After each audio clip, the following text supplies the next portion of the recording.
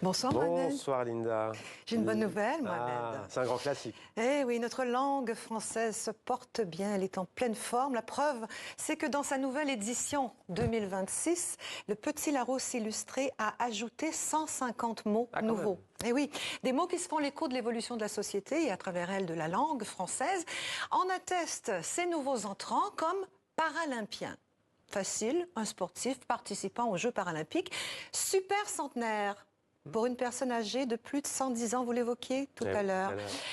Ou encore aplaventrisme, que je ne connaissais pas, et qu'on définit par une attitude de soumission devant quelqu'un, autrement dit se mettre à plat ventre, pour en tirer profit de cette personne ou pour éviter un conflit.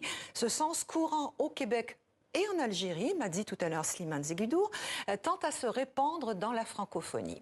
Ce sont justement les mots provenant de l'espace francophone qui, moi, m'ont intéressé. Par exemple, le verbe astruquer, ou plutôt s'astruquer. Vous connaissez? Alors là, pas du tout. Je l'ai jamais entendu. Alors en Belgique, s'astruquer, et non pas s'astiquer, comme s'entête à m'écrire mon correcteur automatique, c'est avaler de travers, s'étouffer en mangeant. Mange pas si vite, tu vas t'astruquer.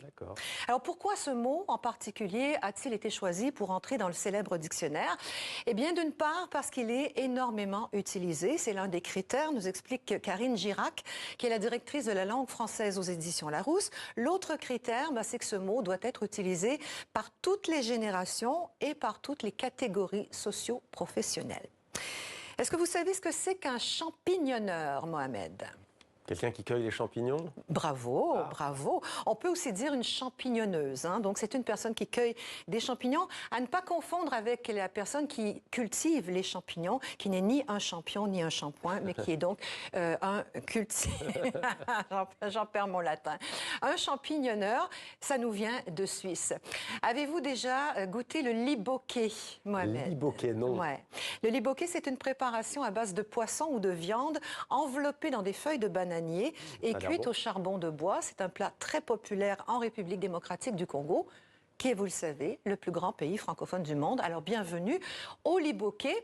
Dans la série Mangeurs de viande, toujours, je vous présente le spépieux ou la spépieuse. Je ne l'ai pas. Alors, à l'origine, le verbe spépier signifie décortiquer un os de steak, par exemple, ou une carcasse de poulet, pour en retirer la moindre parcelle de viande. Au sens figuré, l'adjectif spépieux définit donc une personne qui est exagérément méticuleuse, pointilleuse, tatillonne, un peu casse-bonbon. Spépieux nous vient du wallon, en Belgique. Avec cette mise à jour, le nouveau petit Larousse, compte 64 500 mots. De quoi contenter Pierre Larousse, qui publia le nouveau dictionnaire de la langue française en 1856, ouvrage considéré aujourd'hui comme l'ancêtre du Petit Larousse illustré.